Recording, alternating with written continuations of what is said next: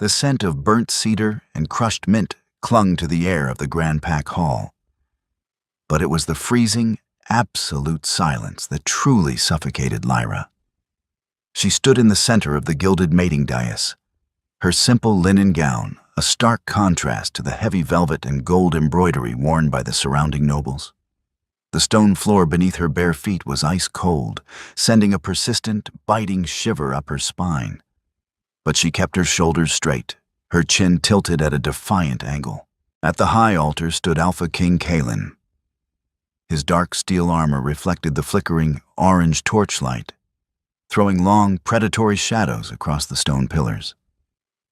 His amber eyes, usually a warm hearth she had secretly relied on for 3 years, were cold and unyielding as he stared down at her from his elevated position. The sacred moonstone between them remained dark and dormant, a silent, damning testament to the hollow ceremony. It waited for the blood of a claimed mate to set its ancient heart ablaze, but Cailan made no move to reach for the silver ritual dagger. "I will not claim her." Cailan's deep, resonant baritone echoed off the vaulted stone arches. The words cut through the silence like a physical blade, sending a sudden, violent shockwave of whispers through the assembled lords.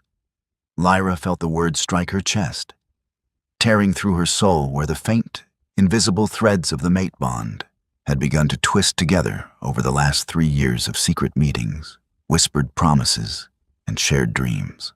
She looked up, her emerald eyes meeting his. She searched his face, desperate for any flicker of the warmth they had shared, any sign of the man who had held her in the quiet hours of the night. But she saw no regret in his gaze, only a hard, calculated wall of absolute duty and political pride. Beside Cailan, High Priestess Myra smirked, her long, silk-gloved fingers tracing the edge of the royal altar as if she had personally orchestrated this public execution of Lyra's dignity. "Cailan," Lyra said, her voice remarkably steady, refusing to let the trembling in her knees betray the agonizing, ripping sensation in her chest. "The moon goddess chose us. You have felt the pull for 3 years, yet you cast me aside before the entire realm for the sake of political alliances? The realm demands a sovereign alliance, not a charity case." Cailan replied coldly, his jaw clenching so hard a muscle twitched beneath his scarred cheek. He forced himself not to look at the small, silver mating ring resting on the velvet cushion beside him. "The decree of the Royal Council is final. You are free to remain within our outer territories as a commoner, Lyra. But the Crescent Throne will never be yours. A pack of our stature cannot be anchored by a she-wolf who brings nothing but the dust of a fallen valley." Tears burned the backs of Lyra's eyes, hot and threatening. But she refused to let a single drop fall. If she wept now, she would validate every sneer that labeled her a low-born burden, every whisper that called her weak and unworthy of the crown. Instead, she took a slow, deliberate step backward. Her posture remained impeccably straight, her chin tilting upward to meet the mocking, pitying stares of the court.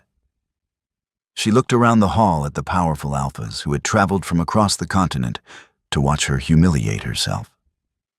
Her father's former pack, the Whispering Glen, had been slaughtered by rogues when she was a child, and she had spent her life surviving on the fringes of Cailan's territory, working as a master herbalist.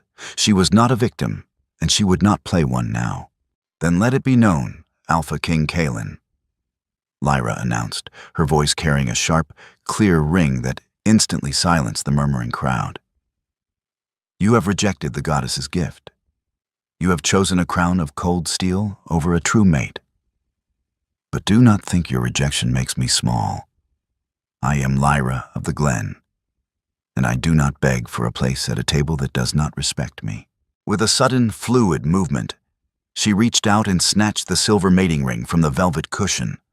Before Cailan or his personal guards could react, she tossed it directly into the burning iron brazier at the base of the dais. The metal hissed as it met the white-hot coals, melting into a distorted, glowing drop of liquid silver. Kalen's breath caught, a flash of raw, primitive anger, and something like deep, aching panic crossing his handsome features. His hand twitched toward his sword hilt, as if his inner wolf was screaming to leap down and drag her back to the altar. The bond between them flared one last time in a violent, agonizing protest before fracturing. But his pride held him frozen, bound by the heavy chains of his own making. "I guard your borders well, Kalen," Lyra whispered, turning her back on the king and his entire court. "For when the cold winter comes, the fire you threw away will be the only thing that could have kept you warm." She walked down the long, carpeted aisle, her head held high, ignoring the gasps of the court. As the heavy, iron-bound doors of the great hall slammed shut behind her, the freezing wind of the mountain pass rushed to meet her, carrying with it a new, dangerous scent of wild ozone and dark magic from the east. 3 months had passed since the night Lyra had burned her mating ring. She had built a quiet, isolated life in the mist-shrouded borderlands of the Whisperwood, selling her medicinal drafts and protective herbs to the neutral travelers who crossed between the great packs. The forest was dense, dark, and indifferent to the struggles of wolves, making it the perfect sanctuary for a wounded soul. Though she was physically weak from the severed mate bond, the phantom pain of the uncompleted union still flaring like hot iron in her chest every full moon. She refused to succumb to the mating sickness. Every morning, she drank a bitter tea of silver leaf root to anchor her spirit and focused her energy on her work. Her hands were stained with the juices of crushed berries and wild roots. But her mind was clearer than it had ever been. But the fragile peace she had carved out was shattered on a rainy afternoon. The heavy oak door of her cottage did not splinter, but it was pushed open with a quiet, dominant authority that made the hairs on the back of Lyra's neck stand up. A towering figure stepped over the threshold, his dark leather cloak dripping with rain, his shoulders broad enough to block out the pale light of the storm outside. It was not Kalen. This man had eyes of liquid silver and hair as black as a raven's wing.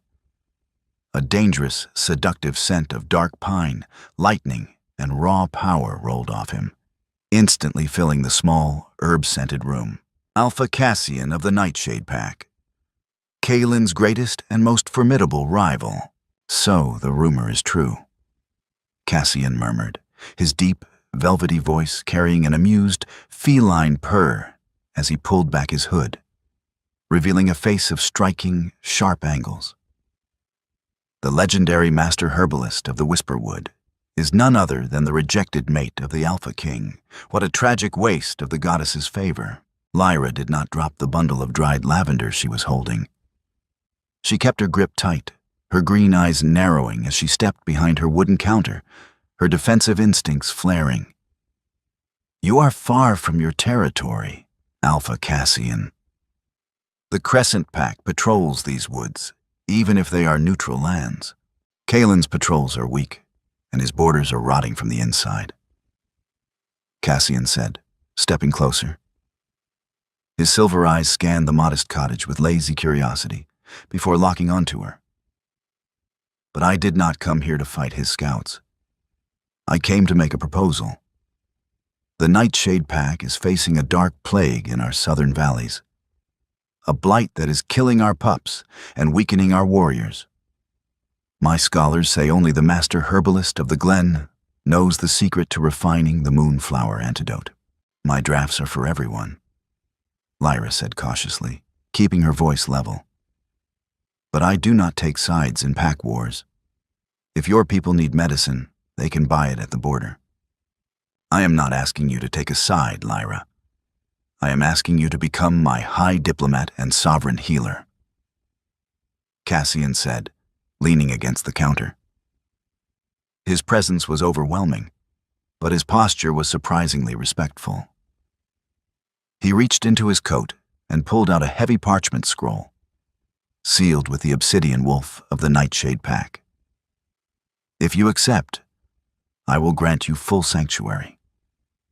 You will have your own estate, unlimited access to our royal libraries, and the protection of my entire army. And most importantly, you will be declared an independent sovereign envoy, completely outside of Kaelin's jurisdiction. Lyra's heart hammered against her ribs. This was a massive political play. If she aligned with Cassian, she would no longer be a stray wolf living in Kaelin's shadow, hiding from his scouts. She would have real power, real immunity, and a way to rebuild her fallen house. And what is the catch, Alpha Cassian? She asked, her voice dropping to a low, guarded whisper. A king does not offer sanctuary to a rejected mate without expecting a return on his investment. Cassian smiled, a dangerously handsome, predatory glint in his silver eyes as he leaned closer, his scent washing over her. The return is simple, Lyra. Kaelin threw away a diamond because he thought it was a common stone. I want the world to see what happens when the Nightshade Pack sets that diamond in our own crown. I want Kaelin to watch as the mate he refused becomes the woman everyone admires. By my side. Before Lyra could reply, the heavy wooden door was violently kicked open, splintering against the stone wall. Kaelin stood in the doorway, his golden amber eyes burning with a volatile, terrifying alpha rage. His dark hair was damp from the rain, and his broadsword was already half drawn from its scabbard. Get away from her, Cassian, Kaelin snarled, his voice a guttural, beastly roar that shook the very foundations of the cottage.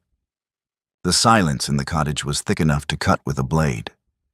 Lyra stood between the two most powerful alphas on the continent, her chest rising and falling in shallow, rapid breaths. She did not flee.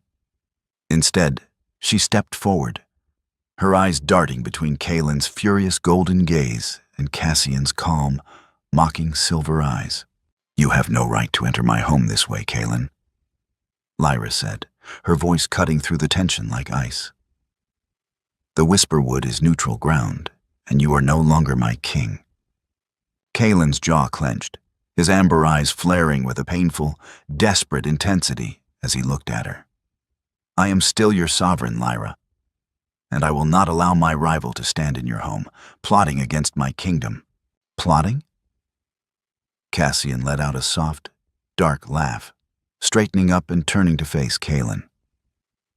I was merely offering your rejected mate the respect and status you were too proud to give her, King Kaelin. She has agreed to become the High Diplomat of the Nightshade Pack. She has agreed to nothing, Kaelin hissed, his knuckles turning white on the hilt of his sword. He stepped deeper into the room, his heavy alpha aura pressing down. The sheer weight of his presence tried to force Lyra to submit, to run to his side as she once might have. But Lyra stood her ground, her inner wolf rising in defiance, refusing to bend to the mate who had cast her out. It is her choice, Kaelin, Cassian said, his silver eyes flashing as his own dominant aura rose to meet Kaelin's. The clash of their energies sent a physical shockwave through the room, rattling the glass vials on Lyra's shelves and causing the hanging dried herbs to sway violently. Under the ancient sovereign code, a rejected mate who has not been claimed within 3 moons has the right to choose her own allegiance. And the 3 moons ended yesterday. Kaelin froze, his breath catching. He looked at Lyra, a sudden, raw panic replacing his fury. He had calculated the days, yes, but his pride and the pressure of his council had kept him from coming to her. He had assumed she would wait, that she would remain in the borderlands, desperate for his return. He had never imagined another alpha would seek her out. Lyra, Kaelin said, his voice dropping, carrying a ragged, desperate plea that shocked even himself. Do not do this. The Nightshade Pack is using you to provoke a war. If you cross that border, you will be a target.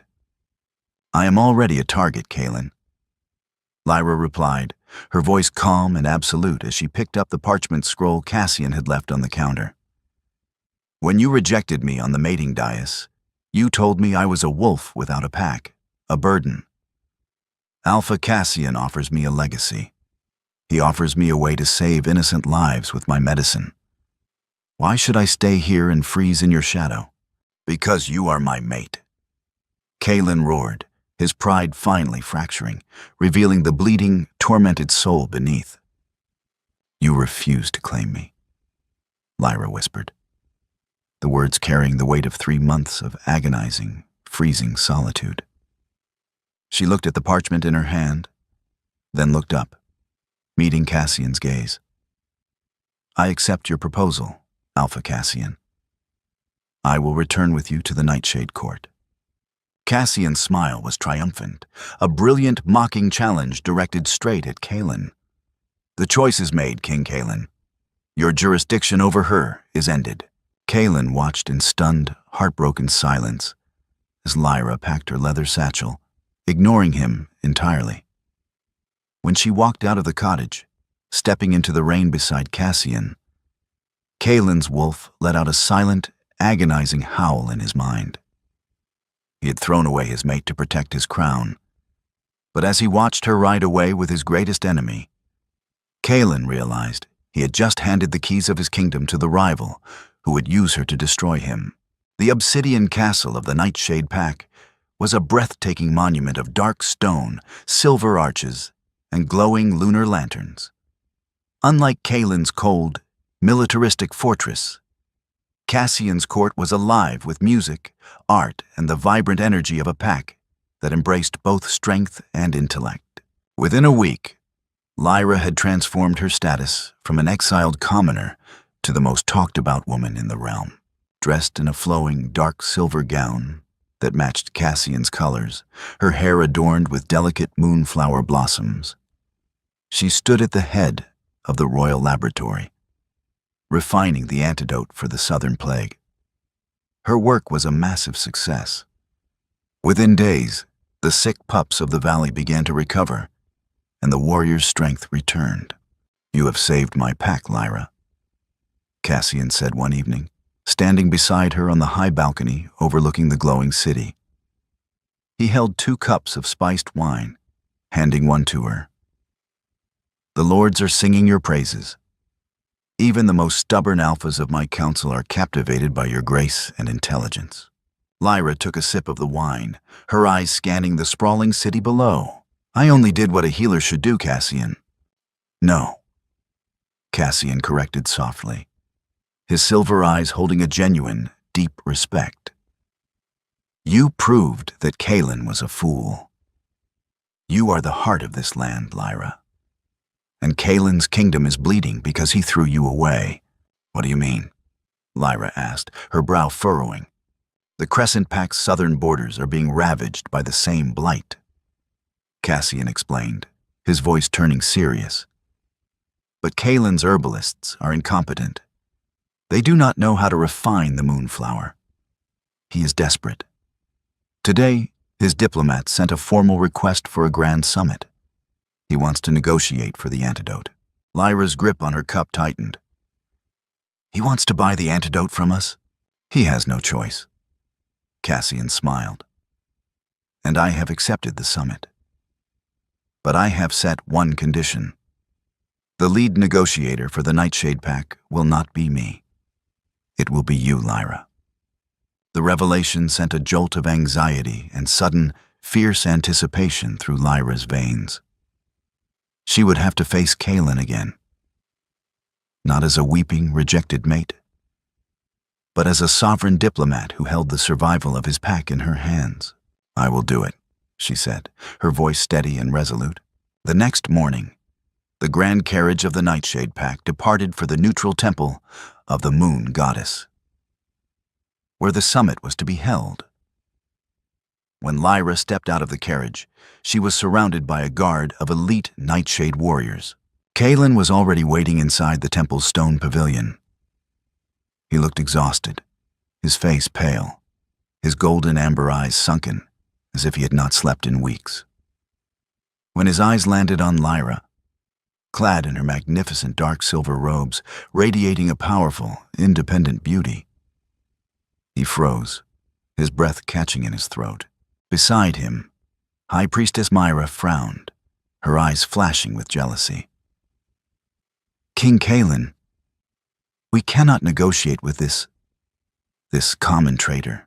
Silence, Myra, Cailan ordered, his voice surprisingly quiet, but carrying a lethal, cold warning. He stepped toward the table, his eyes locked onto Lyra.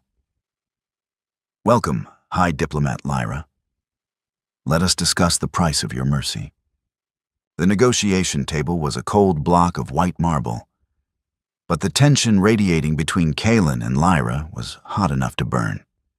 Cassian sat beside Lyra, his hand resting casually on the back of her chair in a public display of possession that made Cailan's jaw clench so hard a thin bead of blood appeared on his lip.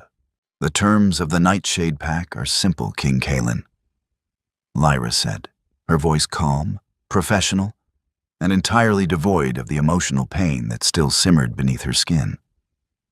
She laid a parchment document on the marble table. We will provide 50 crates of the Moonflower antidote.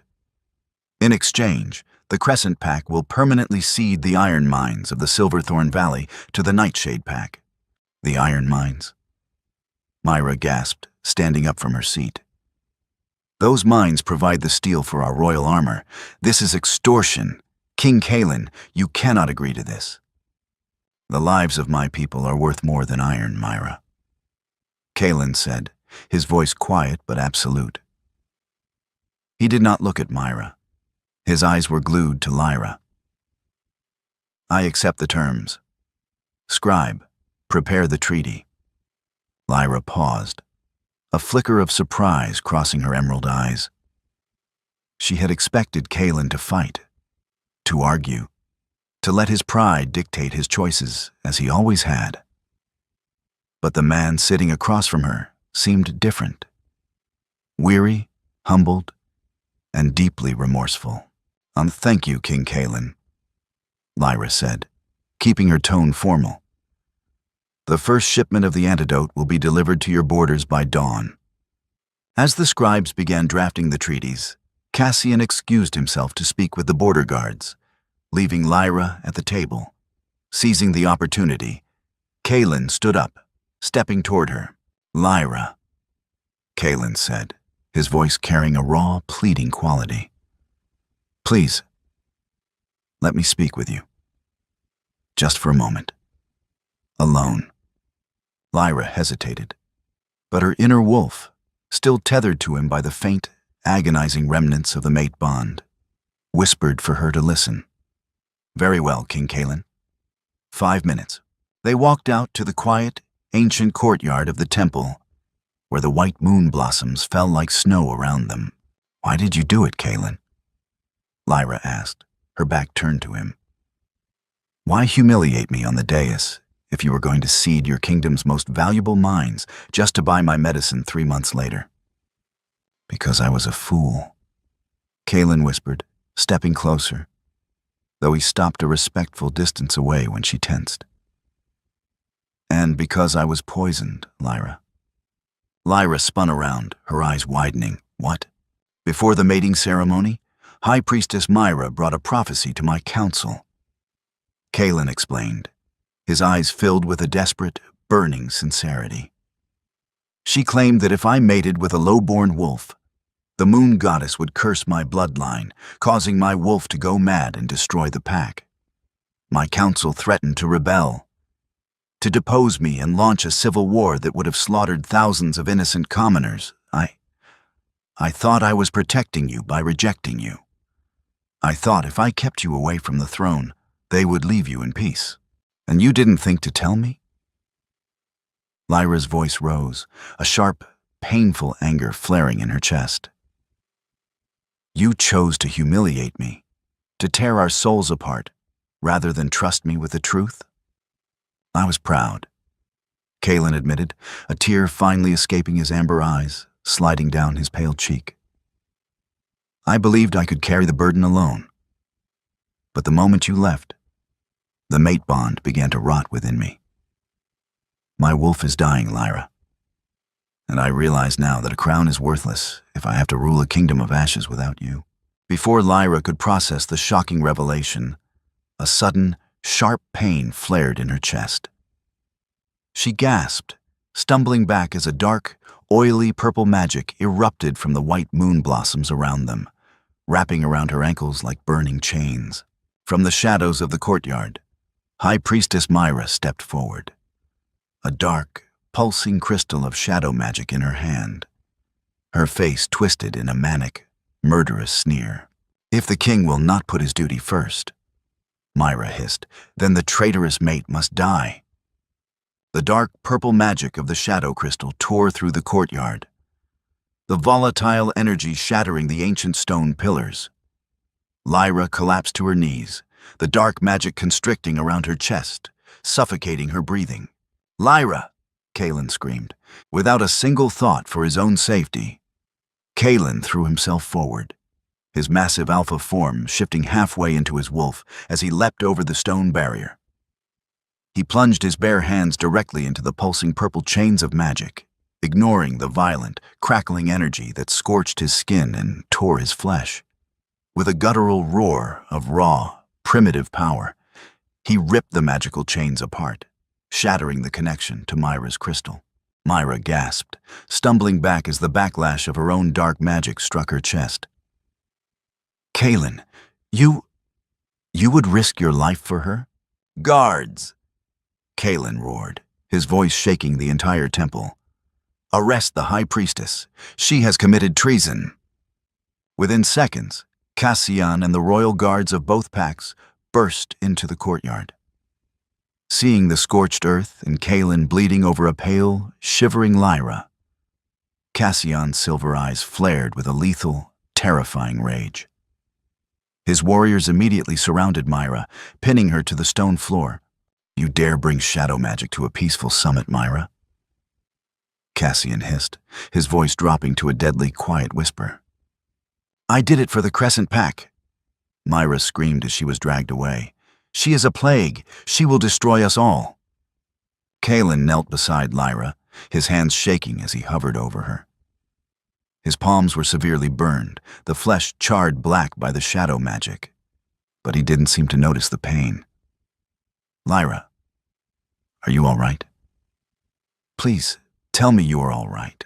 Lyra looked at Kalen's burned hands, then up into his amber eyes, which were filled with a profound, terrifying fear of losing her.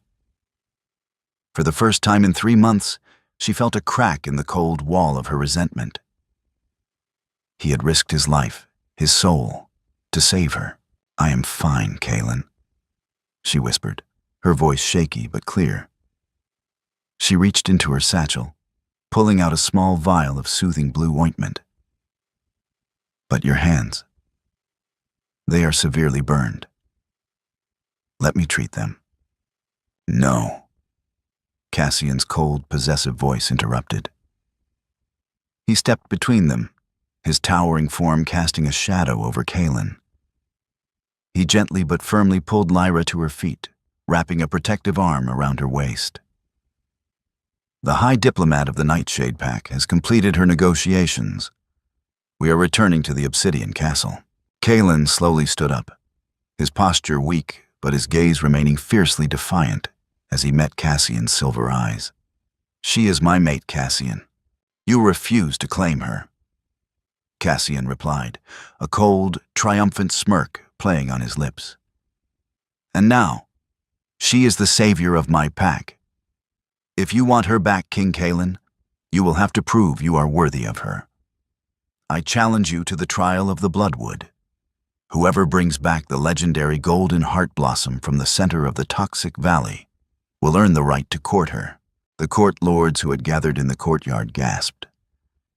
The Bloodwood was a legendary, toxic forest filled with deadly beasts and poisonous mist that could kill a wolf in minutes. It was a suicide mission. "I accept the challenge," Kalen said without a single second of hesitation, his amber eyes burning with an unyielding, lethal determination. "I will bring back the flower, Cassian, or I will die in those woods." Lyra looked at Kaelin, her heart squeezing with a terrifying panic. Kaelin, no. You are too weak from the mating sickness. Your hands are burned. I would rather die in the dirt trying to win you back, Lyra. Kaelin whispered, looking down at her one last time. Then live a single day knowing I was too proud to fight for you. The Bloodwood was a nightmare of twisted, black-barked trees, bleeding red sap, and a thick, crimson mist that smelled of copper and decay. Lyra stood at the edge of the toxic valley, her heart hammering against her ribs. She was not a spectator. She was a master herbalist. She knew the dangers of the Bloodwood better than any warrior, and she knew that neither Kaelin, with his weakened wolf, nor Cassian, with his arrogant pride, could survive the toxic mist without her help. I am going with them, Lyra announced to the guards. Lyra, absolutely not, Cassian said, his silver eyes flashing with concern as he prepared his weapons. It is too dangerous for a she-wolf. I am the master herbalist of the Glen, Cassian, Lyra said, her voice dropping to a sharp, commanding tone that brooked no argument. She pulled 3 protective leather masks from her satchel, filled with crushed mint and charcoal filter herbs. If you enter that valley without these masks, you will be dead within an hour. I am going to guide you, not to choose a mate, but to ensure that neither of you dies for the sake of your pride. Cassian studied her for a long moment, a sudden, profound admiration flashing in his silver eyes. He took the mask, bowing his head slightly. You are truly a queen, Lyra. Kaelin stepped forward, accepting his mask in silence. His amber eyes held a deep, aching gratitude, but he did not speak. He knew he had no right to her protection, yet she was still looking out for him. They entered the dark, mist-shrouded forest, the silence of the woods suffocating. For hours, they navigated the treacherous terrain, Lysra leading the way, using her knowledge of the flora to steer them away from toxic vines and hidden pits of quick mud. But as they reached the deep center of the valley, a massive stone cavern where the legendary golden heart blossom was said to grow, a terrifying roar shook the forest. Out of the dark cavern lunged a monstrous, mutated shadow wolf, its eyes glowing with the same volatile purple magic Myra had used. The beast was massive, its claws dripping with acid, its fur matted with black shadow residue. The shadow beast, Cassian shouted, drawing his silver blades. Kaelin shifted into his massive, midnight black alpha wolf, lunging forward with a ferocious roar to meet the beast's attack. The clash was brutal, the sounds of snapping jaws and tearing flesh echoing through the dark cavern. Cassian moved with lethal, graceful speed, his blades flashing in the dark as he cut at the beast's flanks, while Kaelin fought from the front, his powerful jaws locking onto the shadow beast's neck. But Kaelin's wolf was weak. The severed mate bond and his burned hands severely hindered his strength. The shadow beast clawed ruthlessly at Kaelin's chest, sending him crashing into the stone wall, his dark fur stained with a sudden, heavy flow of blood. The shadow beast turned its glowing purple eyes toward Lyra, letting out a hungry, vicious growl as it lunged directly at her. Lyra! Kaelin screamed in his mind, his wolf scrambling to rise through the agonizing pain. But Lyra did not run. She reached into her pocket and pulled out a small glass vial containing a concentrated draft of silver leaf acid, a substance that neutralized shadow magic. As the beast leaped toward her, she threw the vial directly into its open jaws. The vial shattered, the silver leaf acid instantly erupting in a bright, purging golden flame that dissolved the shadow magic within the beast's body. The shadow wolf let out a final, agonizing whimper before collapsing to the dirt. Lifeless, Lyra stood panting, her face pale but her expression entirely unbroken. She had defeated the monster, but as she turned to celebrate, her blood ran cold. Cassian stood near the stone altar, the legendary golden heart blossom already in his hand. He looked at Kaelin, who lay bleeding on the floor, unable to rise, and then at Lyra, a cold, strategic calculation returning to his silver eyes. "The flower is mine, Lyra," Cassian said softly. "The trial is won." "He is bleeding to death, Cassian!" Lyra screamed, ignoring the golden flower in his hand as she rushed to Kaelin's side. She dropped to her knees, her hands pressing against the deep, ragged claw marks on Kaelin's chest. The black fur was soaked in blood, and Kaelin's eyes were starting to glaze over, his breathing shallow and rattling. "The trial was a test of strength, Lyra," Cassian said, stepping closer, his silver eyes cool and detached. "He failed. He is too weak to protect you, let alone his own pack. If you stay with him, his dying wolf will only drag you down into the grave." "I don't care about the trial," Lyra sobbed, her tears falling onto Kaelin's face, mixing with the blood and dirt.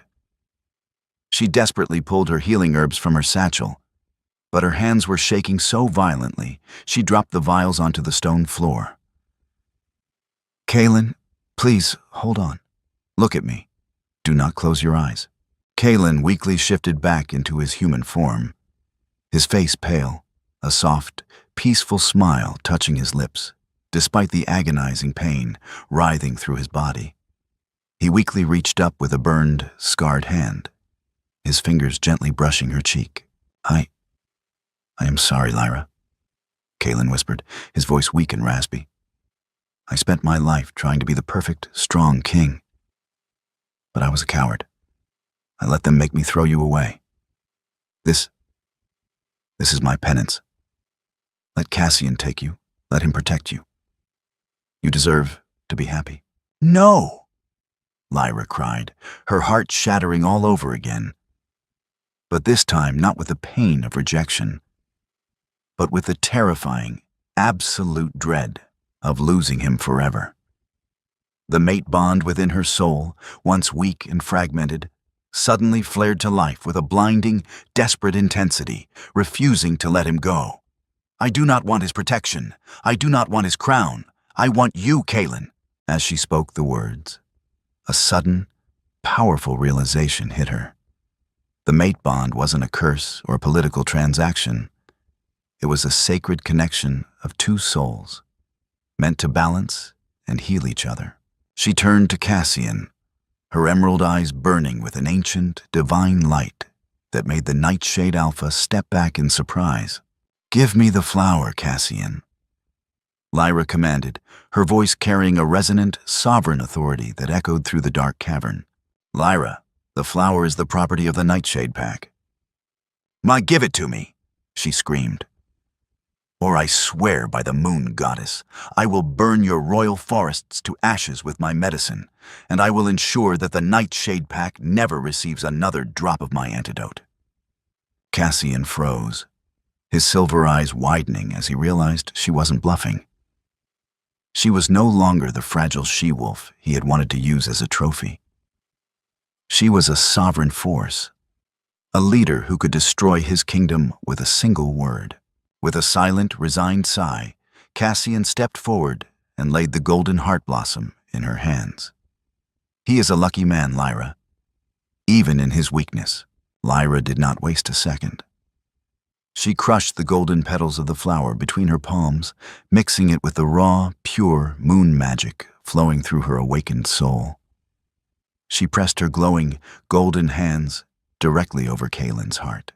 A massive, brilliant explosion of golden and silver fire erupted through the cavern, completely purging the shadow poison from Kaelin's chest and stitching his torn flesh back together. The light poured through his veins, healing the physical wounds, repairing his burned hands, and anchoring his failing wolf back to his body.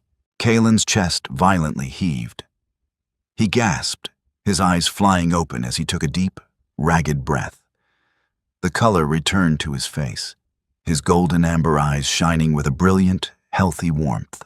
He sat up, looking down at his healed chest, then at Lyra, who stood over him, her face pale but her eyes filled with a soft, genuine relief. You saved me, Kaelin whispered, his voice trembling with a profound, emotional awe. We saved you, Kaelin, Lyra said softly, her voice gentle but firm. But our trial is not over yet. Myra's shadow magic has infected your court. We must return and finish this. The grand obsidian hall of the Crescent Pack was silent, but it was a silence of anticipation, not of shame. High Priestess Myra stood in chains before the high dais, her face pale as Kaelin and Lyra entered the hall together. They were flanked by Alpha Cassian and his elite guard, a historic display of unity between the two rival packs that left the Crescent Lords in stunned, breathless silence. Kaelin sat on the Iron Crescent throne, but he did not sit alone. Beside him stood a new twin throne, carved from the white stone of the Whispering Glen, bearing the silver sun and moon emblems. Lords and ladies of the realm, Kaelin announced, his deep, powerful baritone carrying a profound, absolute authority that had never been stronger. For years, we have ruled through fear, pride, and the demands of toxic alliances. We let a false prophecy guide our choices, and we cast out the very soul meant to heal our land. Kaelin stood up, stepping down from the dais to stand in front of Lyra. He reached into his coat, pulling out a new mating ring, not of cold steel, but carved from the golden heart blossom stone and starlight metal. I do not ask for your instant forgiveness, Lyra, Kaelin said quietly, kneeling before her, his golden amber eyes filled with a deep, devoted humility.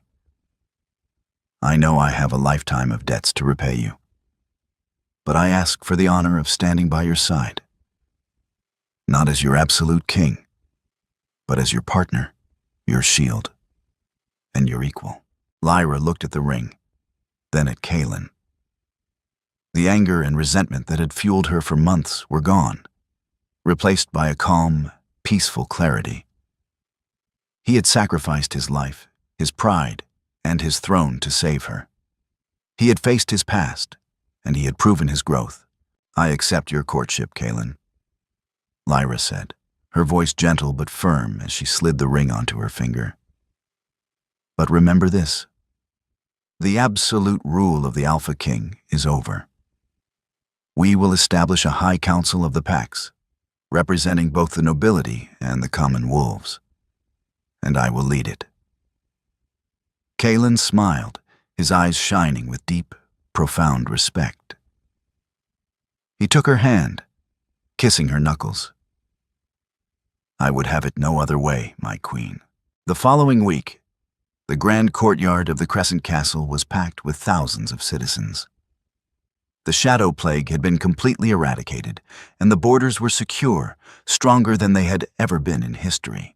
Lyra stood on the high balcony, flanked by Kaelin and Alpha Cassian, who raised his glass in respect to her. She wore the flowing, gold-trimmed robes of the High Sovereign, her head held high, her presence commanding the adoration of every wolf below. Long live the Sovereign Queen Lyra! The crowd roared, their voices shaking the very mountains. Long live the royal mate! Lyra looked out over the cheering crowd, then down at Kaelin, who was looking at her with a quiet, devoted love. He had refused to claim her when she was in the dirt. But today, she was the woman everyone admired, and she had built a kingdom where no wolf would ever have to stand in the shadows again. The Alpha King refused to claim his mate, until another Alpha wanted her. We experience a breathtaking journey of pride, survival, and the fierce power of self-worth. Lyra's story is a beautiful testament to the strength of those who refuse to let the rejection of others define their value, proving that when we stand tall in our own power, the world will eventually have no choice but to admire us. Kaelin's journey of redemption reminds us that true leadership lies in humility, sacrifice, and the courage to admit our mistakes and fight for the love we almost lost. If you were moved by Lyra's incredible resilience, Kaylin's sacrifice, and the beautiful bond of this reunited family, please take a moment to like this story, share it with your friends, leave a comment with your favorite chapter, and subscribe to the channel for more thrilling, high-stakes tales of love and redemption. Character development. Lyra. Lyra's character arc represents the ultimate evolution from a vulnerable, exiled mate to a highly capable, strategic, and self-sufficient sovereign leader. Her strength doesn't rely on raw physical combat, but on her tactical intelligence, her mastery of herbal magic, and her refusal to let her past define her. Her choices drive every major turning point in the story. Alpha King Kaylin. Kaylin's growth centers on shedding the blinders of absolute duty and the toxic reliance on his advisors. His transformation from a manipulated, distant king to an emotionally vulnerable partner is earned through his willingness to lay down his life, dismantle his own absolute authority, and work to earn back the trust of the woman he wronged. The emotional lesson. The core theme of the story is that family and trust must be earned, and worth is self-generated. Real forgiveness is not instantaneous. It requires accountability, changed behavior, and a willingness to put those we love above our own pride and status. True power does not lie in a crown, but in the courage to protect the innocent and stand up for the truth, no matter the cost.